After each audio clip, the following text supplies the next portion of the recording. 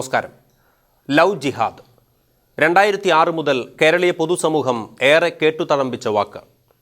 പ്രണയത്തിൻ്റെ മറവിൽ മതം മാറ്റവും പിന്നീട് തീവ്രവാദ പ്രവർത്തനങ്ങൾക്കുമായി ഒരു പ്രത്യേക മതവിഭാഗത്തിലെ ചില സംഘടിത രൂപങ്ങൾ പെൺകുട്ടികളെ ഉപയോഗിച്ച് തുടങ്ങിയെന്ന റിപ്പോർട്ടുകളെ അന്ന് ആരും കാര്യമായി മുഖവിലക്കെടുത്തില്ല. കാലം കോലം മാറി പലവിധ മാറ്റങ്ങൾക്ക് വിധേയമായപ്പോഴേക്കും എല്ലാവരും എല്ലാം മറന്നു തുടങ്ങി. പക്ഷേ പ്രണയക്കിണിയിൽ യുവതികളെയും വിദ്യാർത്ഥിനികളെയും പെടുത്തി തീവ്രപ്രണയങ്ങൾ തീവ്രവാദ പ്രണയങ്ങളായി മാറിത്തുടങ്ങിയത് ദിനേന വർദ്ധിച്ചു വന്നു. പലപ്പോഴും ഉയർന്ന പരാതികളൊക്കെ നീതിന്യായ വ്യവസ്ഥയുടെ അകത്തളങ്ങളിൽ പ്രണയമെന്ന പേരിൽ ചുരുട്ടിയെറിയപ്പെട്ടു. ഇതൊക്കെ ജാഗ്രതയോടെ പരിശോധിക്കേണ്ടവരൊക്കെ എന്തൊക്കെയോ കാരണങ്ങളാൽ ഇത് അറിഞ്ഞില്ല, അല്ലെങ്കിൽ അറിഞ്ഞെന്നു നടിച്ചില്ല. പക്ഷേ ഇന്നും ഓരോ ദിവസവും ഇരകളുടെ എണ്ണം കൂടിക്കൂടി വരുന്നു. എന്താണ് ഇതിനു പിന്നിൽ? ആരുടെ കരങ്ങളാണ് ഇതിനു പിന്നിൽ? സത്യത്തിൻ്റെ കണ്ണീർ വഴികളിലൂടെ ഷെഖേന ടെലിവിഷൻ യാത്ര തുടങ്ങുന്നു.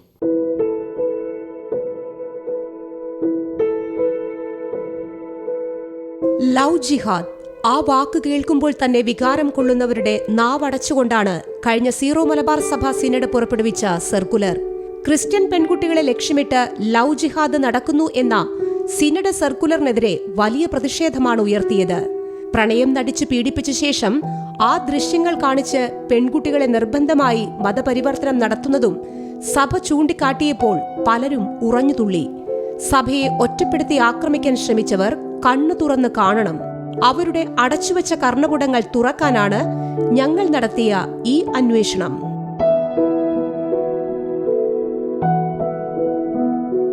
കേരളത്തിൽ ലവ് ജിഹാദ് ഉണ്ടോ? ലവ് ജിഹാദിന്റെ ചരിത്രവും വർത്തമാനവുമൊക്കെ അറിയാവുന്നവരെല്ലാം പതുക്കെ ചിരിക്കും. പക്ഷേ ഇതൊരു അംഗീകരിക്കപ്പെടാത്ത സത്യമായി തുടരുകയാണ്. ലവ് ജിഹാദ് എന്ന് പറയുന്നത് കേരളത്തിൽ അൺസീനായിട്ടുള്ള ഫിനോമിനയാണ്. അതായത് പ്രത്യക്ഷത്തിൽ എല്ലാവരും പറയും ഇല്ല ഇല്ല ഇല്ല എന്ന്. എന്നാൽ യഥാർത്ഥത്തിൽ ഞാൻ പറയും ഉണ്ട് ഉണ്ട് ഉണ്ട് ഉണ്ട് 100 വട്ടം പറയും ഞാൻ ഉണ്ടെന്ന്. കാരണം ഇപ്പോൾ 4-5 വർഷമായി ഞാൻ ഈ മേഖലയിൽ പലരെയും കാണുന്നു, പല വിക്ടിമിനെയും ചോദ്യം ചെയ്തു. അവർ പറയുന്ന കാര്യങ്ങളൊക്കെ വെച്ച് നോക്കുമ്പോൾ ഇത് ഒരു ട്രെയിൻഡായിട്ടുള്ള കേരളത്തിൽ പല സ്ഥലത്തും നടക്കുന്ന ഈ ലവ് ജിഹാദിൻ്റെ രൂപം കൃത്യമായി ട്രെയിനിങ് കൊടുത്തിട്ടുള്ള ഒരു മതം മാറ്റം തന്നെയാണ്. കാരണം എങ്ങനെയാണോ ഒരു പെൺകുട്ടിയെ വശീകരിക്കേണ്ടത്, വശീകരിച്ച് കഴിഞ്ഞാൽ എന്ത് ചെയ്യണം, അതിന് കോടതി നടപടികൾ വന്നാൽ എന്ത് ചെയ്യണം എന്നുള്ളത് കൃത്യമായിട്ട് ധാരണകളുണ്ട്. പിന്നെ എത്തരക്കാരെ ക്യാൻവാസ് ചെയ്യണം. അപ്പോൾ സ്വാഭാവികമായിട്ടും നമ്മൾ ജാതീയ അടിസ്ഥാനത്തിൽ നോക്കുകയാണെങ്കിൽ നമുക്കറിയാം, നേരത്തെ ഇതിന് റേറ്റ് ഫിക്സ് ചെയ്തിട്ടുണ്ട്. ഇപ്പോൾ ബ്രാഹ്മണന് ഇത്ര, നായർക്ക് ഇത്ര, ക്രിസ്ത്യാനിക്ക് ഇത്ര, ഈഴവൻ പുലയൻ എന്ന് പറയുമ്പം ഈ ജാതി വ്യവസ്ഥയ്ക്കനുസരിച്ചിട്ട് ഈ മതം മാറ്റുന്ന ലോബിക്ക് കിട്ടുന്ന പണത്തിൻ്റെ കണക്ക് പോലും നേരത്തെ ഇപ്പം ലാസ്റ്റ് കാസർഗോഡ് നടന്ന പെൺകുട്ടി മതം മാറ്റാനുള്ള ശ്രമത്തിൽ ആ കുട്ടിയുടെ കയ്യിൽ പച്ച കുത്തിയിരുന്നു. അപ്പോൾ പച്ച കുത്തിയിരുന്നത് കൊണ്ട് ഇത് മായ്ക്കണം ഇസ്ലാമിലേക്ക്. കാരണം പച്ച കുത്താൻ പാടില്ല, അത് ഹറാമാണല്ലോ. അതുകൊണ്ട് പൊന്നാനി കൊണ്ടുവന്നതിന് മുന്നേ ഇത് മായ്ക്കണം, അതിനുള്ള ചിലവ് വരാൻ വേണ്ടിയിട്ട് പണത്തിന് വേണ്ടി കാത്തിരുന്ന സമയത്താണ് ആ കുട്ടിയെ രക്ഷപ്പെടുത്താൻ കഴിഞ്ഞത്. അപ്പോൾ ചുരുക്കി പറഞ്ഞാൽ കൃത്യമായിട്ട് ഒരു പെൺകുട്ടി നേരത്തെയൊക്കെ നമ്മൾ പ്രേമിച്ച് കൊണ്ടുപോവുക എന്നുള്ള അർത്ഥത്തിൽ മാറിയിട്ട് ഇന്നിപ്പോൾ ഞാൻ ലവ് ജിഹാദ് എന്ന് പറയുന്നതിനേക്കാളും വേറൊരു വാക്ക് വേണമെങ്കിൽ ഉപയോഗിക്കാം, റേപ്പ് ജിഹാദ്.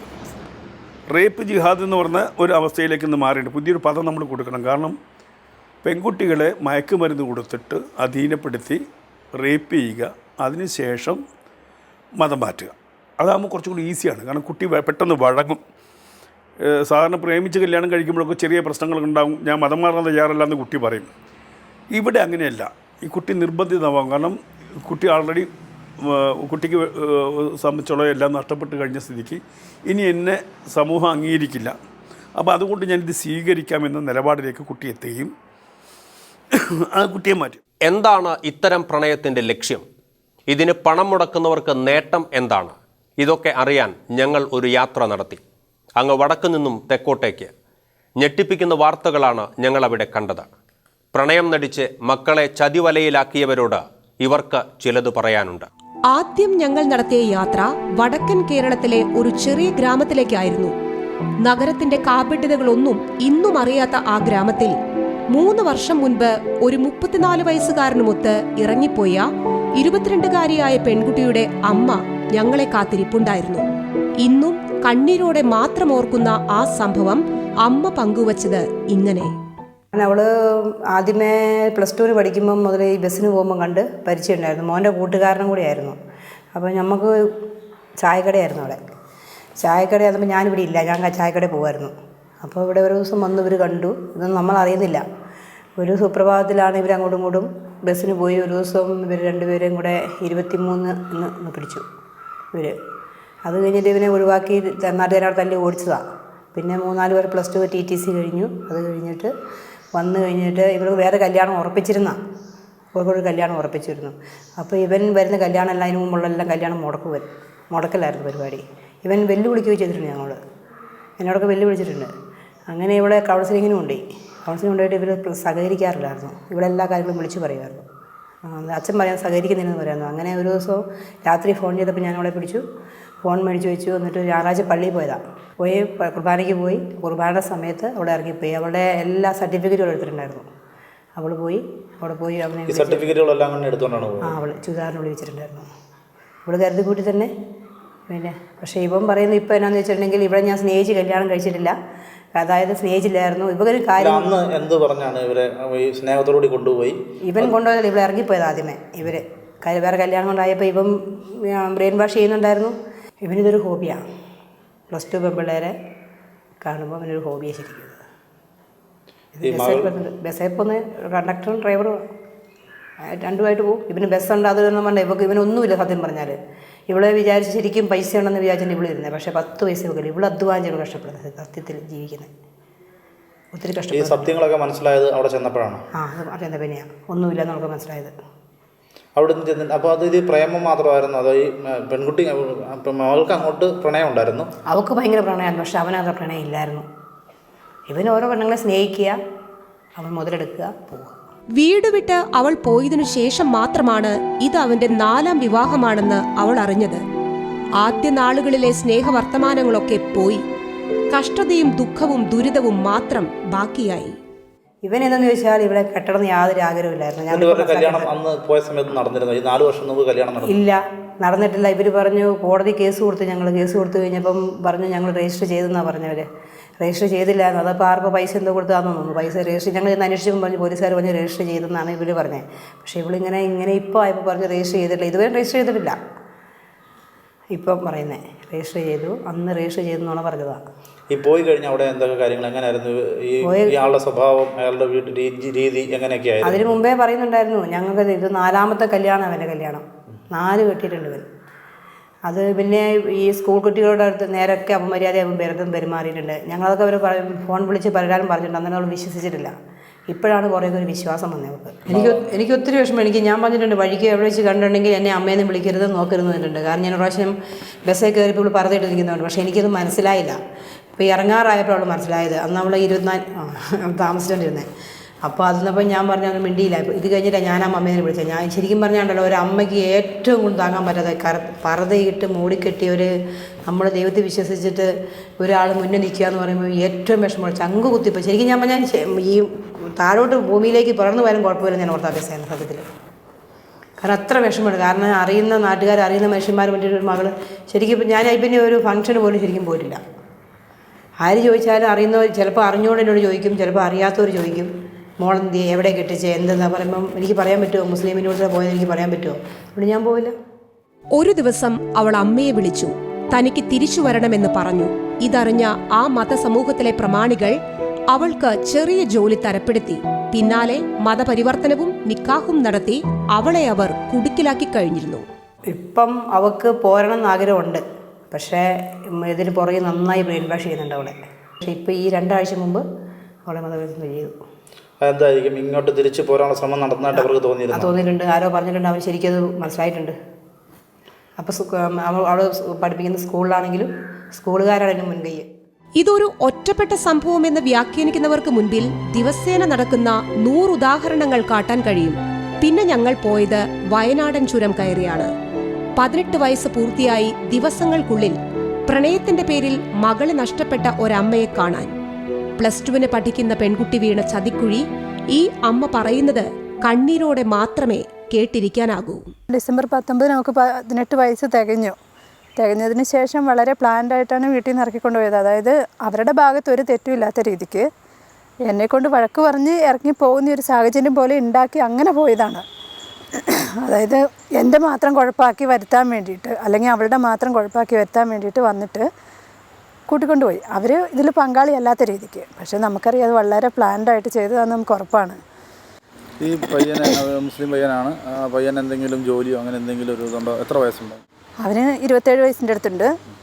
പിന്നെ ജോലി എന്ന് പറയാനൊന്നുമില്ല. കാരണം ഈ പോകുന്നതിൻ്റെ 2 ദിവസം മുമ്പ് കഞ്ചാവ് കേസിൽ അവൻ പ്രതിയായിരുന്നു.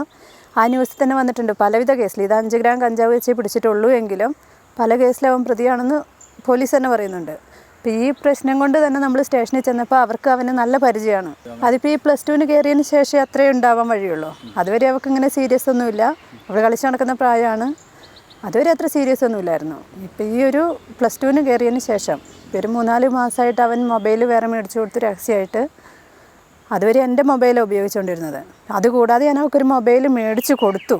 അതുപോലും എൻ്റെ മുമ്പിൽ നിന്ന് വളരെ ഭംഗിയായിട്ട് അവൾ ഉപയോഗിച്ചുകൊണ്ടിരുന്നു. അത് കഴിഞ്ഞ് എൻ്റെ അടുത്ത് കൊണ്ടുവെക്കുന്നു, പഠിക്കുന്നു. ഇത് കഴിഞ്ഞ് രാത്രി കിടക്കുന്ന കഴിയുമ്പോഴാണ് ഈ മൊബൈലിലുള്ള വിളിയും പരിപാടിയും. പിന്നെ നമ്മൾ അറിയുന്നില്ലല്ലോ. കുട്ടി ഇങ്ങനെ പറഞ്ഞു, ഇവനിങ്ങനെ ഒരാളെന്നെ പ്രപ്പോസ് ചെയ്തിട്ടുണ്ടെന്ന് എന്നോട് പറഞ്ഞു. അപ്പം ഞാൻ പറഞ്ഞു പരിചയപ്പെടുത്തിയത് അവളുടെ ഒരു കൂട്ടുകാരിയുടെ വീട്ടിൽ ചേച്ചിയുടെ കല്യാണ ഫംഗ്ഷന് പോയപ്പോഴാണ് പരിചയപ്പെട്ടത്. അതൊരു മുസ്ലിം കുടുംബം തന്നെയായിരുന്നു. ഇങ്ങനെ പരിചയപ്പെട്ടു. അത് കഴിഞ്ഞൊരു പക്ഷേ ഇവർ കൂടുതൽ പ്രോത്സാഹനം നൽകിയിട്ടുണ്ടാവാം എന്ന് ഞാൻ വിശ്വസിക്കുന്നു. അതിനെനിക്ക് സംശയമൊന്നുമില്ല. അത് ഉറപ്പുള്ള കാര്യം തന്നെയാണ്. കാരണം 18 വയസ്സാകാൻ വേണ്ടി നോക്കിയിരുന്നു. ഇവൾക്കൊരു പ്ലാൻ ഉണ്ടായിരുന്നു, മിലിറ്ററിയിൽ പോകണം, എനിക്ക് എന്തായാലും ആർമിയിലൊരു ജോലി വാങ്ങണമെന്ന് ഇവൾക്ക് ഭയങ്കര ആഗ്രഹമായിരുന്നു. അതനുസരിച്ച് ആർമി കോച്ചിങ്ങിന് പോകുന്നുണ്ട്. +2 കഴിഞ്ഞിട്ട് ആർമിയിലേക്ക് പോകാൻ വേണ്ടിയുള്ള പ്ലാനുമായിരുന്നു. അപ്പോൾ ഇവനെ +2 എക്സാം പോലും എഴുതിക്കാതെ ഇവൻ കൊണ്ടുപോയതിൻ്റെ ഉദ്ദേശം പിന്നെ ഇത് തന്നെയാണ്. +2 കഴിഞ്ഞ് ഇവന് കിട്ടിയില്ലെങ്കിലോ, ഞാൻ മറ്റെവിടേക്കെങ്കിലും കുട്ടീനെ കൊണ്ടുപോയി കഴിഞ്ഞാലോ എന്ന് വിചാരിച്ചിട്ട് തന്നെയായിരിക്കണം ഇത്ര പെട്ടെന്ന് ചെയ്തത്. അവരുടെ പുറകിലൊരു മാഫിയ തന്നെയുണ്ട്. അത് ഒരു പക്ഷേ പറഞ്ഞു കഴിഞ്ഞാൽ അവർ, ഇപ്പം ഞാൻ പരസ്യമായിട്ട് തന്നെ അത് പറഞ്ഞു, അത് ഉണ്ടെന്ന് ഇവിടെ എല്ലാവർക്കും അറിയാം. ഞങ്ങളുടെ കൂടെ വരുന്നില്ല, മാതാപിതാക്കളെ വേണ്ട, എനിക്ക് അവനെ മതി, ഞാൻ അവൻ്റെ കൂടെ എങ്ങനെയാലും ജീവിച്ചോളും. ഞാൻ എൻ്റെ ബാക്ക്ഗ്രൗണ്ട് ഫുൾ അറിഞ്ഞിട്ടാണ് പോയതെന്നാണ് പറയുന്നത്. ഒരു ബാക്ക്ഗ്രൗണ്ട് അറിഞ്ഞിട്ടോ ഒരു പെൺകുട്ടി, ഒരു പിന്നെ പക്വത വന്ന ഒരു പെൺകുട്ടി എന്തായാലും അങ്ങനെ ഒരു പോവില്ല. അപ്പോൾ പക്വതയില്ലാത്ത പ്രായത്തിൽ തന്നെ ഇവരങ്ങ് പിടിച്ചുകൊണ്ട് പോയി കഴിഞ്ഞാൽ, ഇവരുടെ ഫാമിലി ബാക്ക്ഗ്രൗണ്ട് എന്ന് വെച്ചാൽ വളരെ ലോ ആണ്, വളരെ താഴെയാണ് ഇവർ. ഒരു സാധാ കുടുംബം. പക്ഷേ അവർക്ക് ഇത്ര അടിപൊളിയായിട്ട് ജീവിക്കണമെങ്കിൽ, ഇപ്പോൾ നമുക്കറിയാം, നമ്മളൊരു വാഹനത്തിന് എണ്ണ അടിച്ച് പോകണമെങ്കിൽ നമ്മൾ ആകെ 100 രൂപയ്ക്ക് എണ്ണ അടിച്ചാലേ അത്രയും അടിക്കുള്ളൂ. ഇവർക്ക് ഫുൾ ടാങ്ക് എണ്ണ അടിച്ച് കൊടുക്കാൻ ആളുണ്ട്. ഇവർക്ക് കറങ്ങി നടക്കാൻ ഇവരെ വിടുന്നുണ്ട്. അപ്പോൾ ഇതിനൊക്കെ സപ്പോർട്ട് ചെയ്യാതെ എന്തായാലും ഇവരുടെ കയ്യിൽ നിന്ന് പൈസ എടുത്തിട്ടൊന്നും അല്ലല്ലോ പോകുന്നത്. ഇതിന് പിന്നെ ഒരു ഉണ്ടെന്ന് എനിക്ക് ഉറപ്പാണ്, വിശ്വസിക്കുന്നതല്ല, എനിക്ക് ഉറപ്പാണത്. ഇനി നമുക്ക് ചോദിക്കാനൊന്നുമില്ല അവരോട്, നമ്മൾക്ക് ചോദിക്കാനുള്ള അവകാശങ്ങളില്ല. കാരണം നമ്മുടെ നാട്ടിലെ നിയമം അതായിപ്പോയി. 18 വയസ്സ് കഴിഞ്ഞാൽ പിന്നെ ഒന്നും ചെയ്യാൻ നമുക്ക് പെൺകുട്ടികളുടെ മേലെ ഒന്നും പറയാനില്ല. അതാണ് ശരിക്കും നിയമം. അതുകൊണ്ട് നമുക്ക് ഇപ്പം ഞാൻ അവളെ ചെന്നൊന്ന് വഴക്ക് പറഞ്ഞാൽ ഞാൻ പിറ്റേന്ന് അകത്താവും. ആ നിയമം ഇവർക്ക് നന്നായിട്ടറിയാം. ഈ ഇങ്ങനത്തെ വേണ്ടാത്ത കുറേ നിയമങ്ങൾ ഇവർ നന്നായി പഠിച്ചു വെച്ചിട്ടുണ്ട്. ഒരുപക്ഷെ ഇവർക്ക് പഠിപ്പിച്ചു കൊടുത്തതായിരിക്കാം. ഈ കുട്ടി എന്താണ് ഇങ്ങനെ ഏതെങ്കിലും നേരത്തെ സംസാരത്തിനിടയിലെങ്കിൽ എപ്പോഴെങ്കിലും അവരുടെ ഈ പയ്യൻ്റെ മതത്തെപ്പറ്റിയോ അല്ലെ അവരുടെ ഒരു കാര്യങ്ങളെ പറ്റിയൊക്കെ അങ്ങനെ എന്തെങ്കിലും ആകർഷണം തോന്നാനുള്ള? പക്ഷേ അതൊക്കെ ഭംഗിയായിട്ട് ഇവർ മറച്ചു വെക്കും, നമ്മളോടത് സൂചിപ്പിക്കില്ല. എന്തായാലും ഇതിനൊക്കെ ശേഷം അങ്ങനെയൊക്കെ പറഞ്ഞിട്ടുണ്ട്. ഇസ്ലാം നല്ലതാണ്, പിന്നെ നമ്മളും മതങ്ങളെ ബഹുമാനിക്കുന്ന ആൾക്കാരാണല്ലോ. പക്ഷെ നമ്മൾ മറ്റൊരു മതത്തിലേക്ക് നമ്മുടെ മക്കളെ കൊടുക്കാൻ നമ്മളും ആഗ്രഹിക്കില്ല, അവരും ആഗ്രഹിക്കില്ല. നല്ലൊരു കുടുംബത്തിലെ ആളായിരുന്നുവെങ്കിൽ അയാൾ എന്തായാലും ഒരിക്കൽ പോലും എൻ്റെ അടുത്ത് വന്ന് ചോദിച്ചേനെ, ഇങ്ങനെ മോളെ ഇഷ്ടമാണ്, ഞങ്ങൾക്ക് കല്യാണം കഴിച്ച് തരുമോ, നേരായ വിധത്തിലായിരുന്നെങ്കിൽ. അങ്ങനെ ഒരു ശ്രമം നടത്തിയിട്ടില്ല. അങ്ങനെ ഉണ്ടായിരുന്നു, ഞാനതിന് എതിർപ്പ് പറഞ്ഞായിരുന്നെങ്കിൽ ഇവർക്ക് ഇറങ്ങിപ്പോകേണ്ട ഒരു സാഹചര്യം ഉണ്ടായിരുന്നു. എന്ത് നേട്ടമാണ് ഇങ്ങനെ ചതിച്ചു നേടിയ സ്നേഹത്തിലൂടെ ഇവർ സ്വന്തമാക്കുന്നത്? ആരാണ് ഇവരെ സഹായിക്കുന്നത് എന്നുള്ള നിരവധി ചോദ്യങ്ങൾക്കും ഞങ്ങൾ ഉത്തരം തേടി. കണ്ടറിഞ്ഞ സത്യങ്ങളൊക്കെ ഞെട്ടിക്കുന്നതായിരുന്നു. വയനാടൻ ചുരമിറങ്ങി കോഴിക്കോടെത്തിയ ഞങ്ങൾ പ്രണയത്തിൽ കുടുങ്ങി മതം മാറിയ ഒരു കുട്ടിയെക്കുറിച്ച് അന്വേഷിച്ചു. അവളെ മതം മാറ്റിയതും അതുവഴി കിട്ടിയ നേട്ടങ്ങളും അവർ തുറന്നു പറഞ്ഞു. ആരാണ് തങ്ങളെ സഹായിക്കുന്നതെന്നും എന്തൊക്കെ സഹായമാണ് കിട്ടിയതെന്നും ഈ വാക്കുകളിൽ നിന്നും വ്യക്തം. എന്നാ പഠിത്തം കഴിഞ്ഞ് വരുന്നേ? അവളുടെ പേരെങ്ങനെയായിരുന്നു? പേര് മാറ്റി ഇവിടെ വന്നിട്ട് എന്നാ അവിടെ പേര് മാറ്റണം പറഞ്ഞു. ആ എന്നാ പേരിട്ടേക്കണേ? ആയിഷ. ആ അവളിപ്പം അവളുടെ അപ്പനും അമ്മയും വന്നില്ല എന്നിട്ട്? അല്ല ഓലും ഇവിടെ സത്യസരണയിൽ അങ്ങനെ എന്തോ സംഭവം ഉണ്ടല്ലോ, നമ്മൾ കഴിഞ്ഞ ആഴ്ച സത്യസരണയിലായിരുന്നു. പക്ഷേ നോക്കാൻ അങ്ങോട്ടല്ല. അങ്ങനെ അതല്ല, അവിടെ സർട്ടിഫിക്കറ്റ് ഇതിലെ പോണ 6 മാസത്തെ ഗ്യാരണ്ടി പറഞ്ഞാണ്ട് പിന്നെ ഓല് രണ്ടാളും പാടെ ഒരീസങ്ങൾ കൊണ്ടുപോയി. അപ്പോൾ ഓന് അങ്ങനെ അവിടെ നിൽക്കാത്ത ടൈപ്പാണ്. അപ്പോൾ ഓൻ പറയാം നമുക്ക് പോക്ക് ഇറങ്ങാണ്ട് പിറ്റേ ദിവസം തന്നെ ഓളി ജ്യൂസ് കണ്ട് ഇങ്ങോട്ട് കൊണ്ടുവന്നു. അതിൻ്റെ സത്യസരണ മഞ്ചേരിയിൽ അതിലിങ്ങോട്ട് കൊണ്ടുവന്നു. അപ്പോൾ പിന്നെ എന്തെങ്കിൽ അപ്പം പോലെ നമ്മളത്തെ പറഞ്ഞ് ഓളെ മനസ്സൊക്കെ വന്ന് ഇതായിട്ടൊക്കെ നമുക്ക് ഓളെ ഇഷ്ടത്തിന് പോകാനാവുമ്പോൾ നമുക്ക് ആക്കാറ്. അപ്പോൾ പിന്നെ പോണമെന്ന്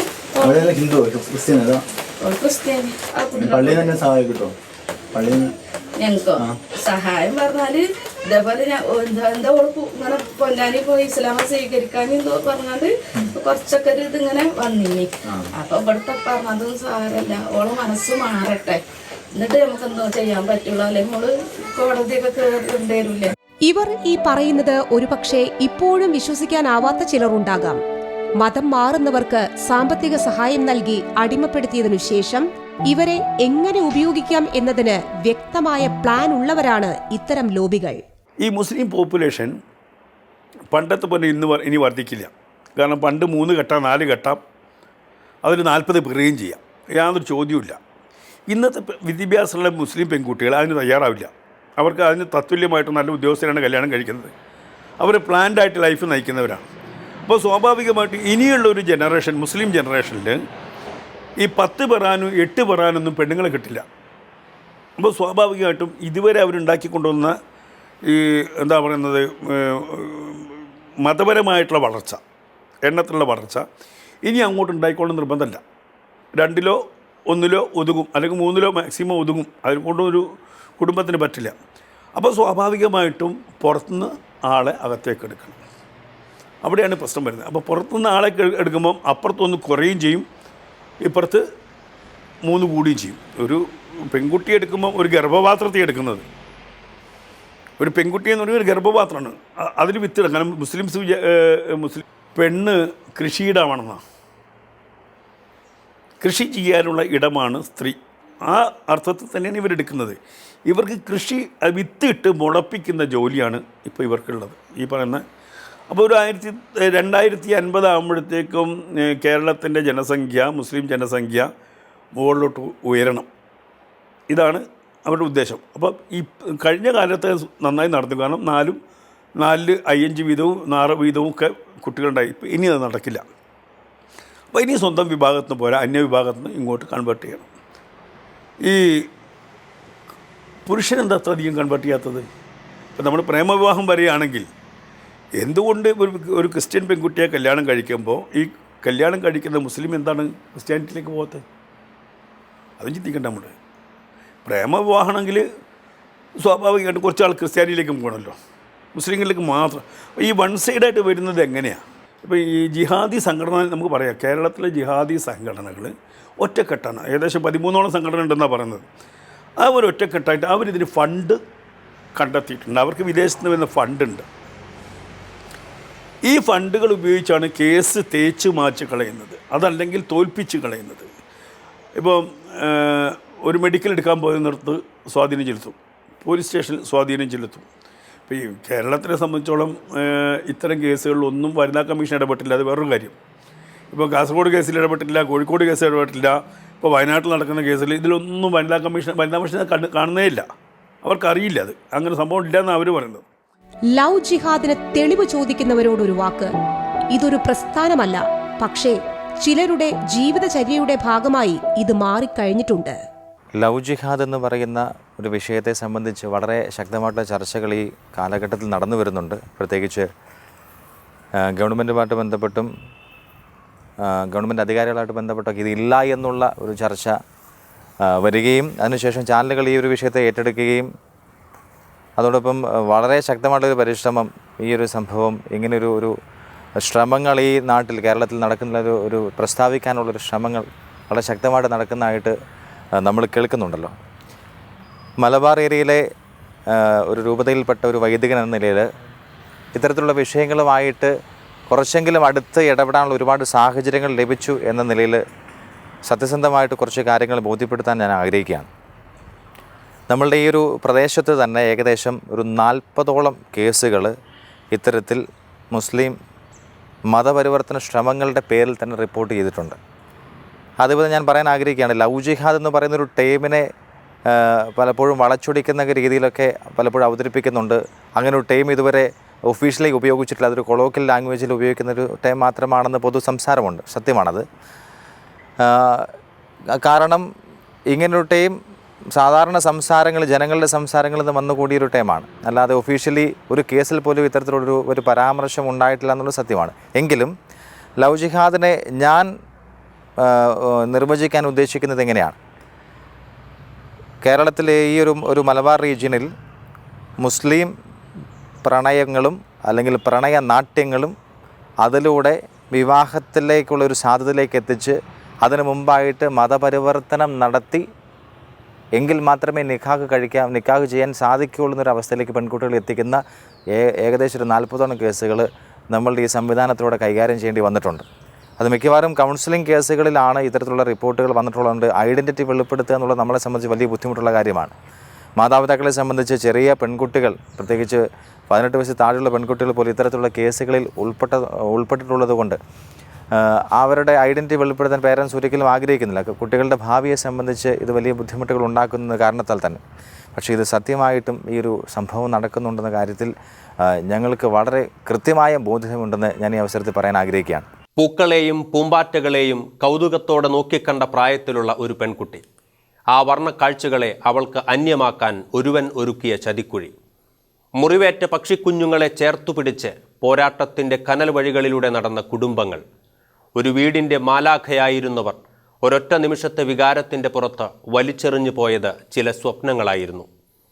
വീണുടഞ്ഞ സ്വപ്നങ്ങൾ തുറന്നു പറയുന്ന അമ്മമാർ. പ്രണയ ജിഹാദിൻ്റെ ചതിക്കുഴികളിൽ വീണവർ കണ്ണീരോടെ പറഞ്ഞത്.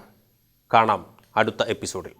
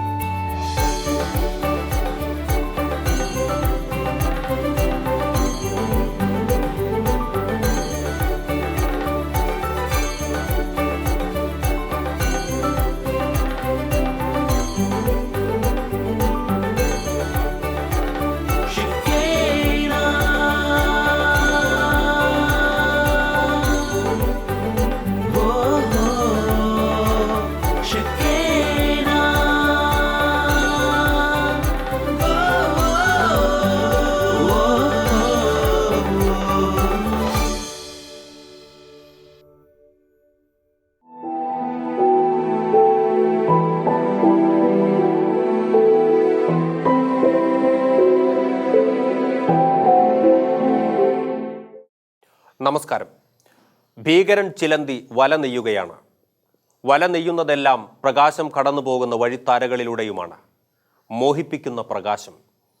ചിലന്തി വലകളിൽ സൂര്യപ്രകാശം പ്രതിഫലിക്കുമ്പോൾ വലിയ വർണ്ണങ്ങൾ സൃഷ്ടിക്കപ്പെടും. മഴവിൽ വർണ്ണങ്ങളായി അത് വെട്ടിത്തിളങ്ങും. ആ വലകളിലേക്ക് പ്രാണികൾ അറിയാതെ വന്നു ചേരും. അവിടെ നഷ്ടപ്പെടുന്നത് പ്രാണിക്ക് തൻ്റെ ജീവനാണ്. ചിലന്തിക്ക് ഭക്ഷണം തേടാനാണ് വല എന്ന ന്യായീകരണം ഉണ്ടാകാം. ഇവിടെ ഈ പ്രണയവലകൾ തീർക്കുന്നവർക്ക് എന്ത് ന്യായീകരണമാണ് പറയാനുള്ളത്? ഒരു ന്യായീകരണവുമില്ലാത്ത ഈ സംവിധാനത്തിൽ, ഈ ലവ് ജിഹാദിൽ നഷ്ടപ്പെടുന്നത് ഒരു ജീവനല്ല, അല്ലെങ്കിൽ ഒരു വ്യക്തി മാത്രമല്ല. ആ വ്യക്തിയെ വളർത്തി വലുതാക്കിയ കുടുംബങ്ങൾക്ക് പറയാനുള്ള ചില കഥകൾ. കണ്ണീരുണങ്ങാത്ത കവിൾത്തടങ്ങളുമായി അവർ ജീവിതം പങ്കുവെക്കുന്നു. ഇത്തവണ ഞങ്ങളുടെ ആദ്യ യാത്ര മലപ്പുറം ജില്ലയിലേക്കായിരുന്നു. ഏറെ വിശ്വസിച്ച മകൾ കള്ളം പറഞ്ഞ് തങ്ങളിൽ നിന്നും വിട്ടകന്നത് ഇന്നും ഉൾക്കൊള്ളാനാവാത്ത ഒരമ്മ. 3 വർഷം നീണ്ട പ്രണയത്തിനൊടുവിൽ ആ പെൺകുട്ടി അവനോടൊത്ത് ഒളിച്ചോടി. സ്നേഹവും വാത്സല്യവും നൽകി വളർത്തിയ മകൾ സത്യം തിരിച്ചറിഞ്ഞ് മടങ്ങിയെത്തുമെന്ന പ്രതീക്ഷയിലാണ് ഈ അമ്മ. പിന്നെ എന്ന് പറഞ്ഞാൽ അവിടെ ഇഷ്ടത്തിന് ഒരു കുറവ് ഇതുവരെ വരുത്തിയിട്ടില്ല. അവൾക്ക് പഠിക്കണം എന്ന് പറഞ്ഞു, പഠിപ്പിച്ചു, ഡിഗ്രി പഠിപ്പിച്ചു. അത് കഴിഞ്ഞ് PG പഠിക്കണം എന്ന് പറഞ്ഞു, അങ്ങനെ അത് പഠിപ്പിച്ചു. അപ്പോഴെല്ലാം അവൾ ഞങ്ങളെ പറ്റിച്ചുകൊണ്ടിരുന്നു, ഞങ്ങൾ അറിഞ്ഞില്ല. പിന്നെ പെട്ടെന്നൊരു സുപ്രഭാതത്തിലാണ് അവൾക്കൊരു ചെറിയ ജോലി ഉണ്ടായിരുന്നു.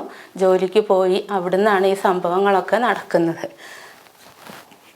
അവിടുന്ന് ആ ചെറുക്കൻ ഫോം അവിടെ കൊണ്ടു ചെന്ന് ഒപ്പിടിയിച്ചു എന്നാണ് അവൾ പറയുന്നത്. അവൾ രജിസ്റ്റർ ഓഫീസിൽ പോയിട്ടില്ല എന്നാണ് പറയണത്. അവളോട് ചോദിച്ചപ്പോഴും അതാ പറഞ്ഞു. അവിടുന്ന് ഞങ്ങൾ അവിടെ പോയി അന്വേഷിച്ചപ്പോൾ അവരും അത് പറഞ്ഞു. പിന്നെ എന്ന് പറഞ്ഞാൽ അത് കഴിഞ്ഞ് 10 ദിവസം ഞങ്ങളുടെ വീട്ടിലുണ്ടായിരുന്നു അവളെ ഗുണദോഷിക്കാൻ പറ്റുന്നിടത്തോളം എല്ലാവരും, അച്ഛനും കൗൺസിലർമാരും എല്ലാവരും പറഞ്ഞ് തിരിപ്പിച്ചു. പക്ഷെ അത് അവൾ കേട്ടില്ല. പിന്നെ ഞായറാഴ്ചയാണ് അവൾ പോയത്. വെളുപ്പിനെ 1 മണിയൊക്കെ ആയപ്പോൾ അവൾ പോയി. അവളോട് ഞാനതെല്ലാം പറഞ്ഞു കൊടുത്തത്. എൻ്റെ കഴിവിൻ്റെ പരമാവധി ഞാൻ എല്ലാ കാര്യങ്ങളും ഒക്കെ പറഞ്ഞു കൊടുത്തിട്ടുണ്ട്. ഒരമ്മ എന്ന രീതിയിലല്ല, ഒരു കൂട്ടുകാരി എന്ന നിലയിൽ ഞാൻ പറഞ്ഞു കൊടുത്തതാണ്. പക്ഷെ അവൾ കേട്ടില്ല. അവൾ പറയുന്ന മതം മാറേണ്ടി വരത്തില്ല, മതം മാറത്തില്ല, അങ്ങനെയാണ് അവൾ വിചാരിക്കുന്നത്. അമ്മയ്ക്കും ഈ ഗതി മക്കളുണ്ടാക്കി വെക്കരുത്, അതാണ് എനിക്ക് അവരോട് പറയാനുള്ളത്. ഇവരോട് പറയാൻ പറ്റുന്ന അത് തന്നെ. അത്രയും കഷ്ടപ്പെട്ട് നമ്മൾ വളർത്തിക്കൊണ്ട് വന്നതല്ലേ. ഞങ്ങളുടെ വീട് ഇങ്ങനെ കിടക്കുന്നത് പോലും ഞങ്ങളുടെ മക്കളെ പഠിപ്പിക്കുന്നത് കൊണ്ടാണ്. ചേട്ടൻ മാത്രം കൂലിപ്പണി എടുത്ത് വേണം, അധ്വാനിച്ചാണ് ഇത്രയും നിലയിലെത്തിയത്. ഞങ്ങൾ അതും അവൾക്കറിയാം. അവൾക്കാണെങ്കിൽ ഒരു ബുദ്ധിമുട്ടും ഉണ്ടാക്കിയും വെച്ചിട്ടില്ല അവിടെ കാര്യങ്ങൾക്കൊന്നും. പക്ഷെ അവൾ ഞങ്ങളെ മറന്നുപോയി. ബന്ധവും സ്വന്തവും മറന്നുള്ള മകളുടെ യാത്രയിൽ നിന്നും ഇപ്പോഴും വിഷമം വിട്ടൊഴിയാത്ത ആ അമ്മയോട് ഒരുപാട് ചോദിക്കാനുണ്ടായിരുന്നെങ്കിലും അവരെ വീണ്ടും വീണ്ടും വിഷമിപ്പിക്കാൻ ഞങ്ങൾ ഒരുക്കമല്ലായിരുന്നു. യാത്ര മലപ്പുറത്തിന്റെ തന്നെ മറ്റൊരു ഭാഗത്തേക്കായിരുന്നു. പ്രണയവലയിൽ കുരുങ്ങി മകൾ പോയ ആ കുടുംബത്തിന്റെയും കഥകൾ ഒന്നുതന്നെ. ഒരു രാത്രി ഒരു 8:30 ആയിട്ടുണ്ടാവും. അപ്പം അവൻ്റെ കൂടെ വേറൊരു ചെക്കനുണ്ടായിരുന്നു. ആദ്യം അവന് 2 പേരാണ് വന്നത്. ഇങ്ങോട്ട് വന്നിട്ട് പിന്നെ അവനോട് അന്ന് ലൈറ്റ് ഉണ്ടായിരുന്നില്ല, കറണ്ട് ഉണ്ടായിരുന്നില്ല. ഓടി ഇങ്ങോട്ട് വന്നിട്ട് പറഞ്ഞ് പിന്നെ ഞാനിവിടെ കൊണ്ടുപോകണമെന്ന് പറഞ്ഞു. ഞങ്ങളാകെ അന്തം വിട്ട് എന്താ വിചാരിച്ചിട്ട്. അപ്പം ഞാൻ സ്നേഹിക്കുന്ന പെണ്ണാണ്, ഇവളെല്ലാം കൊണ്ടുപോകണമെന്ന് പറഞ്ഞ്. പിന്നെ ആകെ ബഹളമായി. അവിടെ ഒരു ഇതായി. അപ്പോൾ ഇവൾക്ക് ആദ്യം പോകണമെന്നുണ്ടായിരുന്നില്ല. പിന്നെ ഇവനെ കണ്ടോടുകൂടി അങ്ങോട്ട് ഇവൾക്ക് ആകെപ്പാട് ഒരു വെകിളിത്തരം കാണിക്കാൻ തുടങ്ങി. അങ്ങനെ ഞങ്ങൾ ഇവിടെ പോലീസുകാരന് ഇവിടെ ഞങ്ങളുടെ അയൽവാസിയാണ്, അയാൾ വിളിച്ചിട്ട് ഇങ്ങനെ വേഗം വാരെന്ന് പറഞ്ഞു. അപ്പോൾ ഇവിടെ വന്നു പറഞ്ഞു എനിക്ക് പോകണം. പിന്നെ ആദ്യം പോകണില്ല എന്ന് പറഞ്ഞു. പിന്നെ ഇവനെ കണ്ടോടുകൂടി പോകണം ഇങ്ങനെ ഒരു തരം ഇത് കാണിക്കുകയാണ്. അയാളങ്ങോട്ട് SIനെ വിളിച്ചിട്ട് വന്നിട്ട് പറഞ്ഞ് ഇങ്ങനെ വന്നു. അപ്പോഴേക്കും ആദ്യം 2 ആളാണ് വന്നത്, ഇവന് വേറെ എടുത്തിന്. പിന്നെ ഒരു 10-12 ആൾ ഇങ്ങോട്ട് ഇറങ്ങി വരികയാണ്. അപ്പം ഞങ്ങളാകെ പേടിച്ചു. അങ്ങനെ എന്താ പ്രശ്നം ചോദിച്ചു. അപ്പം ഇന്ന പോലെ ഞാൻ സ്നേഹിക്കുന്ന പെണ്ണാണ്, ഇവനെ കൊണ്ടുപോകുമെന്ന് പറഞ്ഞു, ഇവിടെ കൊണ്ടുപോകാമെന്ന് പറഞ്ഞു. അപ്പോൾ ഇയാൾ പറഞ്ഞു ഈ രാത്രി കൊണ്ടുപോകാൻ പറ്റില്ല, കാരണം എന്താ വെച്ചാൽ അത് ശരിയല്ല എന്ന് പറഞ്ഞു. അപ്പോൾ ഇവൻ എന്ത് ചെയ്തു, ഇവൻ അപ്പോഴേക്ക് പോലീസിനെയൊക്കെ വിവരം അറിയിച്ചു കഴിഞ്ഞു. അപ്പോൾ നിങ്ങൾ നാളെ അന്ന് രാവിലെ 8 മണിയാകുമ്പോൾ പോലീസ് സ്റ്റേഷനിൽ ഹാജരാകണമെന്ന് പറഞ്ഞു. അപ്പോൾ ഇവർ ആ SI വന്ന് പറഞ്ഞു വിട്ട്, അയൽവാസിയായിട്ട് SI. അപ്പോൾ അത് കഴിഞ്ഞ് പിന്നെ എന്താ പറയുക, SI അയാൾ പറഞ്ഞ് നിങ്ങളിവിടെ നിൽക്കുന്നത് സേഫല്ല, അതുകൊണ്ട് നിങ്ങൾ സേഫായ സ്ഥലത്തേക്ക് പോകണമെന്ന് പറഞ്ഞു. അങ്ങനെ ഞങ്ങൾ പാലക്കാട്ടേക്ക് പോയി. അതൊരു ധ്യാനകേന്ദ്രമാണ്. അപ്പോൾ എന്നിട്ട് അവിടെ പോയപ്പോൾ ഞങ്ങൾ എന്നിട്ട് ഇവിടെ കൗൺസിലിങ്ങൊക്കെ നടത്തി. അപ്പോൾ കൗൺസിലിങ്ങിലാണ് പറയുന്നത് ഇവളെ പീഡിപ്പിച്ചിട്ടുണ്ട് എന്നൊക്കെ, മലപ്പുറത്ത് കൊണ്ടുപോയിട്ടുണ്ടെന്ന്. പിന്നെ ഇവൾക്ക് ഭയങ്കര ഒരു പോകുന്ന സമയത്തൊക്കെ പീരിയഡ്സ് ആയിട്ട്, അപ്പോൾ എനിക്കറിയില്ല എന്താ സംഭവം, പീരിയഡ്സ് ആയിട്ടില്ല എന്ന് പറഞ്ഞിട്ട് ഇവൾക്ക് ബഹളം വെക്കെ ഉണ്ടായിരുന്നേ. അപ്പോൾ എന്താ സംഭവം എന്നറിയില്ലായിരുന്നു. അപ്പോൾ ഇവൾ ഗർഭിണിയാണെന്നൊരു സംശയം ഉണ്ട് എന്നുള്ളൊരു ഇവൾ അവിടെ കൗൺസിലിങ്ങിൽ പറഞ്ഞായിരുന്നു.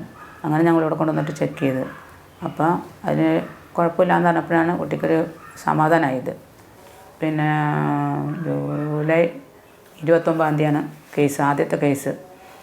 അങ്ങനെ ഞങ്ങളവിടെ കോടതി ചെന്നു. കോടതിയിൽ ഇവിടെ കൊണ്ട് പോയി. അപ്പോൾ ജഡ്ജി വിളിച്ചപ്പോൾ ഇവിടെ ആദ്യം പറഞ്ഞത് പേരൻസിൻ്റെ കൂടെ പോകണമെന്ന് പറഞ്ഞു എനിക്ക്. അത് കഴിഞ്ഞ് ഈ ജഡ്ജി ഒരു 5-8 ഫോട്ടോസ് എടുത്ത് കാണിച്ചു ഇവൾക്ക്. അപ്പോൾ ഇവൾ ആകെ പതറി. അപ്പോൾ അവൾ അവൻ്റെ കൂടെ പോകണമെന്ന് പറഞ്ഞു, ഫസ്റ്റ് പ്രാവശ്യം കേട്ടോ. അപ്പോൾ ഇങ്ങനെ അവൾ ആകപ്പാടെ ഇതങ്ങോട്ട് കണ്ട് ഈ ഫോട്ടോസ് കണ്ടോടുകൂടി ഇവൾക്ക് ആകപ്പാട് ഒരു ഇതായി. അങ്ങനെ ജഡ്ജി പറഞ്ഞ് 2 പേരുണ്ടായിരുന്നു. അതിൽ അവർ പറഞ്ഞ് നിങ്ങൾക്കൊരു 30 ദിവസം ഞങ്ങൾ തരാം നിങ്ങൾക്ക്. അതിൽ ലേഡിയാണ് പറഞ്ഞത് കേട്ടോ. ആ ജഡ്ജി പറഞ്ഞു പിന്നെ ഇവൻ ഈ കുട്ടിയുടെ ഉള്ളിൽ എന്തോ കൊടുത്തിട്ടുണ്ട്, അത് നിങ്ങളുടെ നിയമപ്രകാരം എന്താ ചെയ്ത് കൊണ്ടുവരാൻ പറഞ്ഞു. അങ്ങനെ 30 ദിവസം കഴിഞ്ഞ് നിങ്ങളുടെ കൗൺസിലിങ്ങോ അത് നിങ്ങളുടെ രീതിയിൽ എന്താ ചെയ്തിട്ട് കൊണ്ടുവരാൻ പറഞ്ഞു. അങ്ങനെ ഞങ്ങൾ അവിടെ നിന്ന് പോന്നു. അതിൻ്റെ ഇടയിൽ ഇവരോട് ഞാൻ ചോദിച്ചായിരുന്നു മലപ്പുറത്ത് കൊണ്ടുപോയി എന്ന് പറഞ്ഞല്ല. അപ്പം നീ അവിടെ വെച്ച് ഫോട്ടോ എടുത്താന്ന് ചോദിച്ചു. അപ്പം ഇപ്പോൾ കുട്ടി അപ്പം പറഞ്ഞ് ആ ഫോട്ടോ എടുത്തായിരുന്നു, ഞാനപ്പം തന്നെ ഡിലീറ്റ് ചെയ്ത് തുടങ്ങി എന്ന് പറഞ്ഞോട്. അന്നവൻ ഒരു 4-5 ഫോട്ടോയാണ് അവിടെ കാണിച്ചത്. പക്ഷേ അതിൻ്റെ കൂടെ വീഡിയോസ് ഉണ്ടായിരുന്നു. അത് വക്കീൽ പറഞ്ഞായിരുന്നു അവിടെ ഉണ്ടായിരുന്നു എന്ന്. ആ കാരണം കൊണ്ടാണ് 2ാമത്തെ പ്രാവശ്യം കേട്ടോ അത് പോകാൻ കാരണം. മകളെ മതം മാറ്റാനായി മലപ്പുറത്തെ ഒരു കേന്ദ്രത്തിലെത്തിച്ചപ്പോൾ അവിടെ എത്തി ഇവർ കണ്ട കാഴ്ചകളും ആ അമ്മ ഞങ്ങളോട് പറഞ്ഞു. മതപരിവർത്തനം എൻ്റെ കാര്യം എന്താ വെച്ചാൽ ഞങ്ങൾ അറിഞ്ഞിട്ടാണ് ഞങ്ങൾ പോയത്. അതായത് ഇവൾക്ക് താല്പര്യമില്ല എന്നുള്ള രീതിയിലാണ്. അതായത് അവിടുത്തെ പള്ളിയിലെ മൊയ്ലാരോ വന്ന് പറഞ്ഞു അത്രേ, ഞങ്ങൾക്കിപ്പോൾ ഭയങ്കര പ്രശ്നങ്ങളാണ്, അതുകൊണ്ട് മതം മാറ്റാൻ താല്പര്യമില്ല എന്നുള്ള രീതിയിൽ വന്ന് പറയാനായിട്ട് പോയപ്പോൾ പിന്നെ വീട്ടിൽ വന്ന് പറയാൻ പോയപ്പോൾ ഇവളോട് സംസാരിക്കാൻ നിന്നപ്പോൾ തള്ള വേഗം അടുക്കളയിൽ നിന്ന് ഓടി നിന്നിട്ട് പറഞ്ഞു ആ കുട്ടിയുടെ താല്പര്യമാണോ, കുട്ടിക്ക് ഇഷ്ടമായിട്ടാണ് മതം മാറാൻ കുട്ടി പറഞ്ഞിട്ടാണെന്ന് പറഞ്ഞിട്ട് ഊട്ടി ഇങ്ങോട്ട് വന്ന് തള്ള പറഞ്ഞു എന്ന് പറഞ്ഞു. അപ്പോൾ പിന്നെ ഈ പൊന്നാനി കൊണ്ടുപോകുന്നതിന് മുമ്പേ, അതായത് ഡിസംബർ 1-ാം തീയതിയാണ് പൊന്നാനി കൊണ്ടുപോകുന്നത്. അതിന് മുമ്പേ അവിടെ ഇങ്ങനെ സംസാരം കേട്ടു എന്ന് പറയുന്നുണ്ട്. എടാ നീ എന്നെ പീഡിപ്പിച്ച് കൊണ്ടുവന്നതല്ലേ, പിന്നെ നീ എന്നെ മതം മാറ്റില്ല എന്നൊക്കെ പറഞ്ഞില്ലേ, പിന്നെന്താ നിനക്കിപ്പോൾ ഇത്ര ധൃതി പിടിച്ച് നീ എന്നെ മതം മാറ്റിക്കാൻ കൊണ്ടുവരണമെന്നൊക്കെ അവിടെ പറഞ്ഞത് കേട്ടറിവുണ്ട്. അത് അറിഞ്ഞിട്ടാണ് ഞങ്ങൾ പിറ്റേ ദിവസം പൊന്നാനിക്ക് പോയത്. നിനക്ക് താല്പര്യമാണെന്നൊക്കെ ചോദിച്ചപ്പോൾ അതിനൊന്നും നമ്മൾ മറുപടി പറഞ്ഞിരുന്നില്ല. ഞങ്ങൾ ചോദിക്കുമ്പോൾ ചോദിച്ചു എടി നീ മുസ്ലിം ആവാൻ താല്പര്യമാണോ, നീ ഒരു ക്രിസ്ത്യാനിയല്ലേ, നീ എന്നിട്ടെന്താ നീ ഇങ്ങനെ. അപ്പോൾ അതിനൊന്നും അവൾ മറുപടി തന്നില്ല. അപ്പം എൻ്റെ പൂർണ്ണ വിശ്വാസം എന്താ വെച്ചാൽ അതിനുള്ള കോഴ്സ് അവിടുന്ന് അവർ ആദ്യം കൊടുത്തിട്ടാണ് അവളിവിടെ നമ്മുടെ അടുത്തേക്ക് വിട്ടിരിക്കുന്നത്. ആ സമയത്ത് എന്താ മകളോട് ചോദിച്ചിരുന്നോ മറ്റുള്ള ആളുകളുണ്ടോ എന്ന് ചോദിച്ചപ്പോൾ എന്തായിരുന്നു പെൺകുട്ടി പറഞ്ഞത്? വേറെ ഹിന്ദു കുട്ടികളൊക്കെ ഉണ്ടെന്ന് പറഞ്ഞു. അവിടെ ക്രിസ്ത്യൻസിൻ്റെ പറഞ്ഞില്ല, വേറെ ഹിന്ദു കുട്ടികളൊക്കെ അതിൽ ഉണ്ടെന്നാണ് പറഞ്ഞത്. കോഴിക്കോട് തന്നെ നാളുകൾക്ക് മുൻപ് സഹപാഠിയെ വിശ്വസിച്ച ഒരു പെൺകുട്ടി താൻ അനുഭവിച്ച ദുരിതങ്ങൾ പറഞ്ഞപ്പോൾ അന്ന് നടന്നത് ചില ആസൂത്രിത ആക്രമണമായിരുന്നു. ചില മുഖ്യധാരാ മാധ്യമങ്ങൾ പോലും ഈ ലവ് ജിഹാദ് എന്ന പരാതിയെ വെള്ളപൂശാൻ ശ്രമിച്ചു. കേസിന്റെ നാൾവഴികൾ ഒന്നുകൂടി അറിയാനായി ഞങ്ങൾ വീണ്ടും അവിടെയെത്തി. ഞാൻ ഈ കേസിൻ്റെ ശേഷം നമ്മുടെ അന്വേഷണം തൃപ്തികരമാണെന്ന് പറഞ്ഞ് DGPക്കും മുഖ്യമന്ത്രിക്കും ബഹുമാനപ്പെട്ട DGPക്കും എല്ലാവർക്കും പരാതി കൊടുത്തിട്ടുണ്ട്. അവരെല്ലാം വിധത്തിൽ അന്വേഷണം നടക്കുന്നുണ്ട്. പക്ഷേ അത് എത്രത്തോളം, കാരണം അന്വേഷണത്തിലെ താഴെക്കടിയിലേക്ക് വരുമ്പോഴത്തേക്ക് നമ്മൾ അന്വേഷിക്കുന്ന ആൾക്കാർ മുഴുവൻ, ഞാനൊന്നും പറയുന്നില്ല, നമുക്ക് അറിയാമല്ലോ, ഊഹിക്കാം, പബ്ലിക്സിന് ഊഹിക്കാം എന്താ സംഭവം. തീർച്ചയായിട്ടും അത് എൻ്റെ ഒരു വലിയ മേന്മയായിട്ടോ മെച്ചമായിട്ടോ ഞാൻ പറയുന്നില്ല. കാരണം സഭയുടെയും അതുപോലെ തന്നെ ഒത്തിരി നല്ല മനുഷ്യർ, നിങ്ങളെപ്പോലുള്ള നല്ല മാധ്യമങ്ങൾ, അതാണ് മെയിൻ സപ്പോർട്ട്. കാരണം ഞാനന്ന് എല്ലാ മാധ്യമങ്ങളെയും വിളിച്ച് ആദ്യ സംഭവം 2 പ്രാവശ്യം പത്രസമ്മേളനം നടത്തി. പക്ഷെ ഒരാൾ പോലും വാർത്ത കൊടുത്തില്ല. സക്കീന ടെലിവിഷനെ പ്രത്യേകം അഭിനന്ദിച്ചു. കാരണം അവരാണ് നമ്മുടെ പകുതിയല്ല 99% നമുക്ക് ജീവൻ തന്നത്. നമ്മുടെ കുട്ടികൾ എങ്ങനെ ഈ വലയിൽ പെട്ടുപോകുന്നു? കേട്ടാൽ വിശ്വസിക്കാൻ സാധിക്കാത്ത, എന്നാൽ നാം അറിഞ്ഞിരിക്കേണ്ട നിരവധി വഴികൾ ഇവർ ഉപയോഗിക്കുന്നുണ്ട്. പ്രണയക്കെണികൾ ഒരുക്കുന്ന ആ വഴികൾ ഏതെന്നായിരുന്നു പിന്നെ ഞങ്ങളുടെ അന്വേഷണം. ഇത്തരം പ്രണയബന്ധങ്ങൾ തീവ്ര പ്രണയമോ അതോ തീവ്രവാദ പ്രണയമോ എന്നാണ് ഞങ്ങൾ അന്വേഷിച്ചത്. അതിനായി ഇത്തരം കേസുകൾ ദിവസവും കൈകാര്യം ചെയ്യുന്ന ഒരു കൗൺസിലറായ കന്യാസ്ത്രീയുടെ അടുത്ത് ഞങ്ങളെത്തി.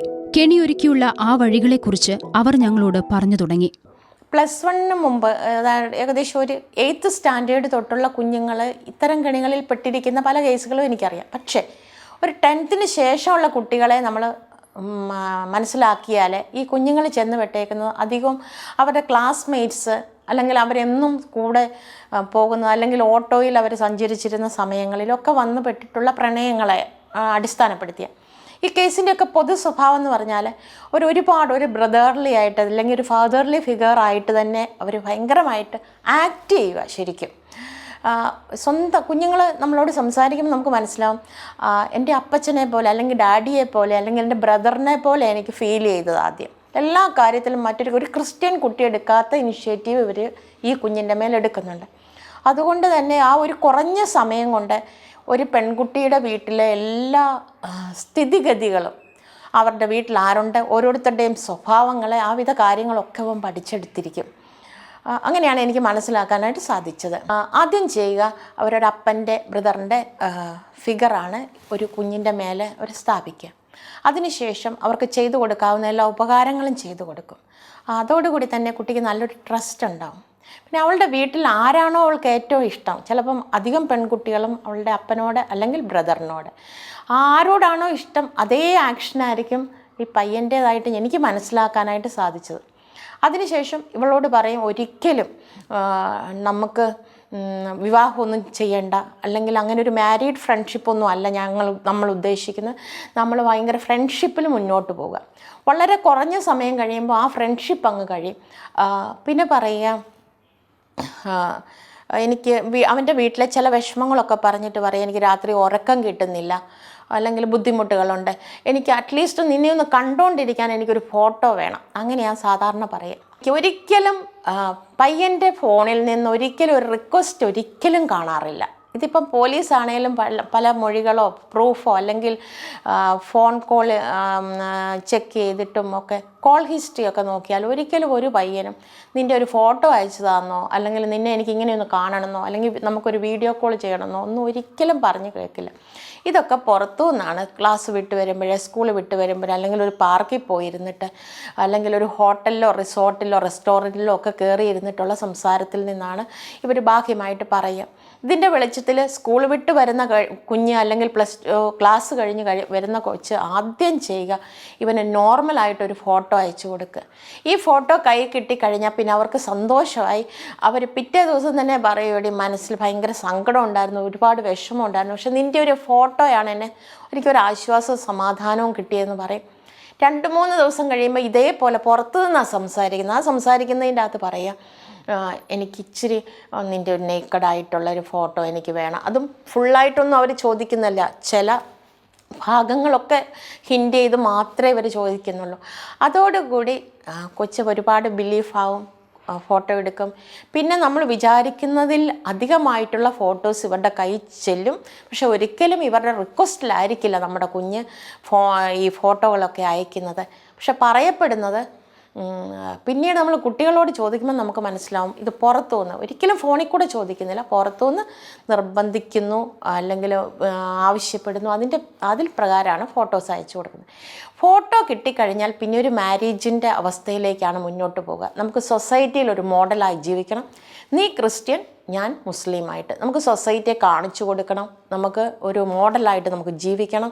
ഇന്നത്തെ സൊസൈറ്റി ജീവിക്കാൻ പറ്റുമോ എന്ന് നമുക്കൊന്ന് കാണിക്കണം. ഇങ്ങനെ ആ ഒരു ചലഞ്ച് നമ്മുടെ കുട്ടികൾക്ക് നല്ല ഇഷ്ടമാണ്. ഒരു ക്രിസ്ത്യാനി പെണ്ണായിട്ട് ജീവിച്ചാൽ മതി, അവനൊരു മുസ്ലിമായിട്ട് ജീവിക്കുന്നത് ലോകത്തെ കാണിച്ചു കൊടുക്കാനുള്ള ഒരു ചലഞ്ചാണ് പിള്ളേർ പിന്നെ എടുക്കുക. അതിനുശേഷം കുറച്ച് കഴിയുമ്പോഴത്തേക്കിന് മോഡലൊക്കെ മാറി നേക്കഡ് പിക്ചേഴ്സ് കിട്ടിക്കഴിഞ്ഞാൽ അവർ പറയും, ഒന്നുകിൽ എത്രയും വേഗം നീ എൻ്റെ കൂടെ വരണം, മതം മാറണം. അതൊക്കെ ലാസ്റ്റ് മൊമെൻറ്റിലാണ് പറയപ്പെടുക. അല്ലെങ്കിൽ എൻ്റെ ഉമ്മ നിന്നെ കേട്ടില്ല. ചിലരെയെങ്കിലും ഞാൻ കണ്ടിട്ടുണ്ട്, ഇനി ആവശ്യങ്ങളൊക്കെ കഴിഞ്ഞു, ഇതിൻ്റെ ഇടയിലൊക്കെ ഇത് ഫോട്ടോസൊക്കെ കിട്ടിക്കഴിഞ്ഞാൽ പിന്നെ സെക്ഷൽ റിലേഷൻഷിപ്പൊക്കെ അവർ എവിടെയെങ്കിലും അറേഞ്ച് ചെയ്തിരിക്കും.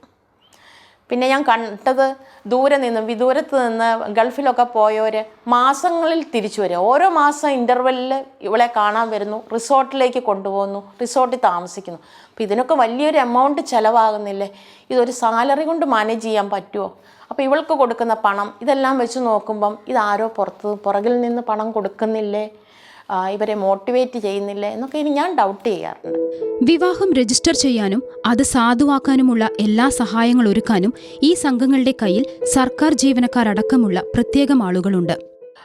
ഞാൻ കേട്ടത് നമ്മുടെ പല കുഞ്ഞുങ്ങളും അവരുടെ വിവാഹം രജിസ്റ്റർ ചെയ്യാൻ വേണ്ടി ഇങ്ങനെ മുസ്ലിം പയ്യന്മാരും ഒത്ത് പോയ സമയങ്ങളിൽ ഹിന്ദു അവരുടെ ആപ്ലിക്കേഷൻ ഫോമുണ്ട്, ആ ഫോം അവർക്ക് അറ്റസ്റ്റ് ചെയ്ത് കിട്ടണം. അങ്ങനെ അറ്റസ്റ്റ് ചെയ്യാൻ പോയപ്പോൾ പലപ്പോഴും ഹിന്ദു ഓഫീസേഴ്സ് പറഞ്ഞത്, എനിക്കും ഉണ്ട് പെൺകുട്ടികൾ, നിങ്ങളുടെ പേരൻസിനെ കൂട്ടിക്കൊണ്ട് പോവാം, ഞാൻ സൈൻ ചെയ്തു തരാം എന്ന് പറഞ്ഞ് പലരും ഒരു മോളുടെ കാര്യത്തിൽ 7 പേരെ അവരെ തിരിച്ചു വിട്ടതായിട്ട് കാണാം. ഫൈനൽ ഈ പയ്യൻ തന്നെ എൻ്റെ കസ്റ്റഡിയിൽ നിന്ന് ഞാൻ മനസ്സിലാക്കുന്നു, ഏതോ ഒരു ഓഫീസറിനെ വരുത്തി അറ്റസ്റ്റ് ചെയ്ത് ഈ ഫോം തിരിച്ചു കൊടുത്തത്, ഇത് രജിസ്ട്രേഷനിൽ അപ്ലൈ ചെയ്ത് വന്നതും എനിക്ക് മനസ്സിലാക്കാൻ പറ്റിയതും. അപ്പോൾ അതിനുവേണ്ടിയൊക്കെ ആൾക്കാരില്ലേ എന്ന് നമ്മൾ സംശയിക്കേണ്ടിയിരിക്കുന്നു. പെൺകുട്ടികളുള്ള ഓരോ അമ്മമാരും കേൾക്കാതെ പോകരുത് സിസ്റ്ററുടെ ഈ വാക്കുകൾ. 2013 ഈ കേസ് എനിക്ക് ആദ്യമായിട്ടൊരു കിട്ടിയ ഒരു കേസാണ്. ഒരു മോളെ കൊണ്ട് അവളുടെ അപ്പനും അമ്മയുടെ ആങ്ങള ഇത്രയും പേരാ കൊണ്ടുവരുന്നത്. കുഞ്ഞിനെ കൊണ്ടുവരുമ്പോൾ അവളുടെ കൈ കൂട്ടിക്കെട്ടിയിരിക്കുകയായിരുന്നു. ഒരു വലിയ മാനസികമായിട്ടുള്ള രോഗത്തിനടിമയെ പോലെയാണ്, തലമുടിയൊക്കെ പിച്ച് കീറി മുഖമെല്ലാം മാന്തി പറിച്ച് ഒരു തരം പൈശാചികതയിൽ ഒരു തരത്തിലാണ് വണ്ടിയിൽ നിന്ന് ഇറക്കി കൊണ്ടുവരുന്നത്. പ്രശ്നം ഇങ്ങനെ അറിയാൻ വേണ്ടി മോളെ വിളിച്ച് വളരെ സ്നേഹത്തോടെ ഇങ്ങനെ ചേർത്ത് പിടിച്ചപ്പോൾ അവൾ ഒരുപാട് കരഞ്ഞതിന് ശേഷം അവൾ പറഞ്ഞു, സിസ്റ്റർ ഞാൻ 10th എല്ലാ വിഷയങ്ങൾക്കും ഫുൾ A+ മേടിച്ച് ജയിച്ച മോളാണ്. പിന്നെ ഞാൻ +1 ചേർന്നു. എന്നെ ഒരു CBSE സ്കൂളിൽ നല്ല നിലയിൽ പഠിക്കാനായിട്ട് വിട്ടു. ഒരു ദിവസം രാവിലെ ഞാൻ സ്കൂൾ ബസ് കാത്ത് ബസ് സ്റ്റോപ്പിൽ നിൽക്കുമ്പോൾ, ഞാൻ മാത്രമേ ഉള്ളൂ, വേറെ ആരുമില്ല. സ്കൂൾ ബസ് കാത്ത് നിൽക്കുമ്പോൾ ഒരു പയ്യൻ താക്കോലിട്ട് കറക്കി ഇങ്ങനെ വരിക. എങ്ങനെയോ അവൻ്റെ കൈവിരലിൽ നിന്ന് ആ താക്കോൽ തെറിച്ചു പോയി. അവൻ എൻ്റെ മുമ്പിൽ നിന്ന് തന്നെ ആ താക്കോൽ കുനിഞ്ഞെടുക്കുമ്പോൾ അവൻ്റെ പോക്കറ്റിൽ നിന്ന് പേഴ്സ് താഴെ പോയി. പേഴ്സ് അവൻ കണ്ടില്ല, അവൻ മുന്നോട്ട് പോയി. ഞാൻ ചുറ്റും നോക്കി വേറൊരാളെ പോലും കണ്ടില്ല. എനിക്ക് ഭയങ്കര വിഷമമായി. ഞാൻ പോയി പേഴ്സ് എടുത്തിട്ട് പെട്ടെന്ന് ഇങ്ങനെ പറഞ്ഞിട്ട് വിളിച്ചപ്പോൾ ആ സെക്കൻഡിൽ തന്നെ അവൻ തിരിഞ്ഞു നോക്കി, അവൻ ഓടി വന്ന് പേഴ്സ് വാങ്ങി താങ്ക്സ് പറഞ്ഞു പോയി. 2-3 ദിവസം കഴിഞ്ഞപ്പം വീണ്ടും അവൻ അതേ പോസ്റ്റിൽ വന്നു. അവൻ നടന്നിങ്ങനെ വന്നിട്ട് എന്നോട് പേര് ചോദിച്ചു. ഞാൻ പേര് പറഞ്ഞു കൊടുത്തില്ല. പിന്നെയും അവൻ വീണ്ടും റിപ്പീറ്റ് ചെയ്തു, വീണ്ടും വന്ന് പേര് ചോദിച്ചു. ഭയങ്കര ഫെയറായിട്ടൊരു പയ്യൻ.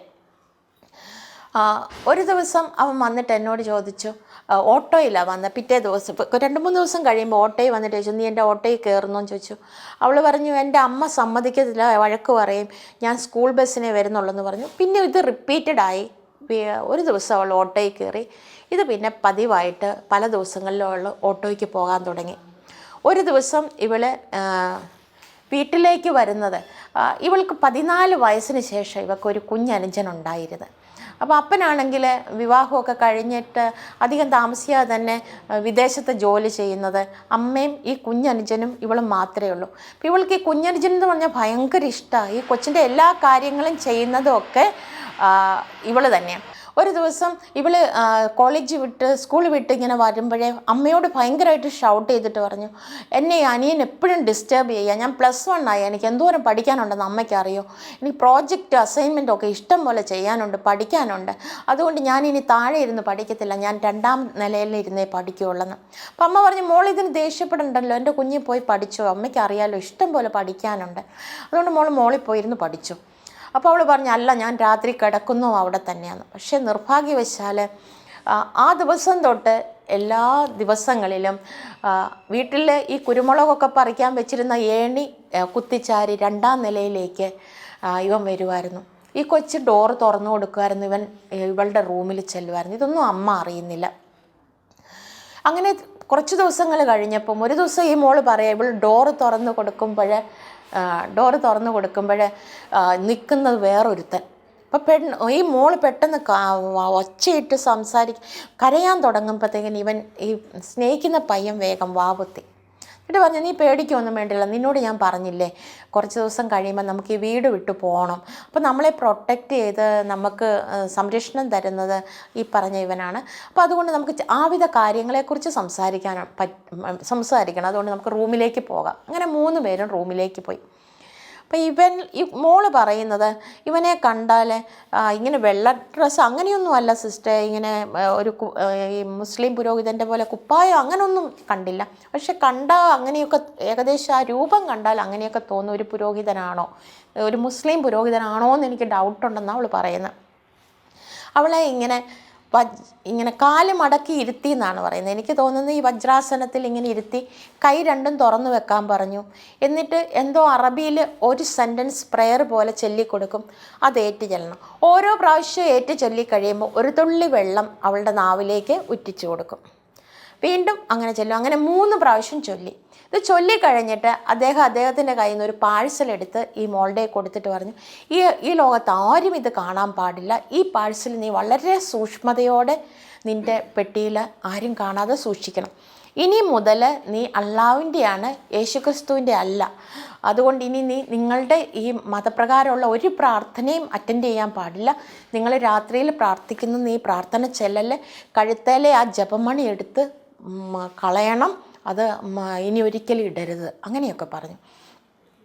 അപ്പം പിന്നെ അമ്മയോട് പ്രാർത്ഥിക്കാൻ വരില്ലെന്ന് പറയാനുള്ള ധൈര്യം അവൾക്ക് ഇല്ലാത്തതുകൊണ്ട് അവൾ പറഞ്ഞു, ഒരുപാട് അസൈൻമെൻറ്റ് പ്രോജക്റ്റ് എനിക്ക് ഇവിടെ ഇരുന്ന് ചെയ്യാനുണ്ട്, അതുകൊണ്ട് അമ്മ താഴെ ഇരുന്ന് പ്രാർത്ഥിച്ചോ, ഞാൻ മുകളിലിരുന്ന് പ്രാർത്ഥനയ്ക്കൊക്കെ കൂടിക്കോളാം എന്ന് പറഞ്ഞു. അന്ന് മുതൽ അമ്മ കുരിശ് വരയ്ക്കുമ്പോൾ ഉറക്കെ പ്രാർത്ഥിക്കും, കുഞ്ഞ് മുകളിലിരുന്ന് കൂടുന്നുണ്ടെന്ന് അമ്മ ഓർത്തത്. ഒരു ദിവസം പതിവ് പോലെ ഇവൾ പോയിട്ട് ഡോറ് തുറക്കുമ്പോൾ ഇവൾ പറയുന്നത്, എനിക്കറിയത്തില്ല സിസ്റ്റർ, ഒരു പ്രാക്കോലം, പേ പിടിച്ച കോലം എന്നാണ് അവൾ പറയുന്നത്. ഒരുത്തൻ ഇങ്ങനെ നിൽക്കുക എൻ്റെ ഫ്രണ്ടിൻ്റെ കൂടെ.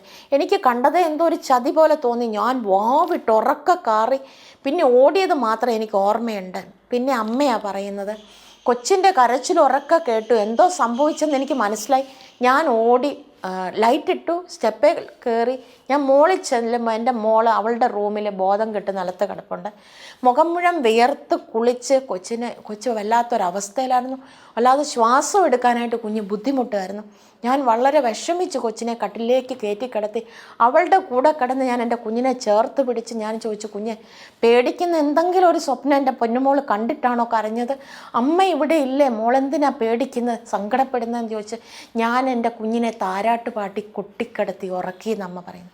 പക്ഷെ നിർഭാഗ്യവശാൽ എനിക്കിത് കേട്ടിട്ട് ഈ സ്റ്റെപ്പ് ഇറങ്ങി പാവം അമ്മ കുഞ്ഞു മോൻ കിടക്കുന്നിടത്തേക്ക് ഇറങ്ങുമ്പോഴും തുറന്നു കിടന്ന വാതിലോ കുത്തിച്ചാരി വെച്ചിരുന്ന ഈ ഏണിയോ അമ്മ കണ്ടില്ല.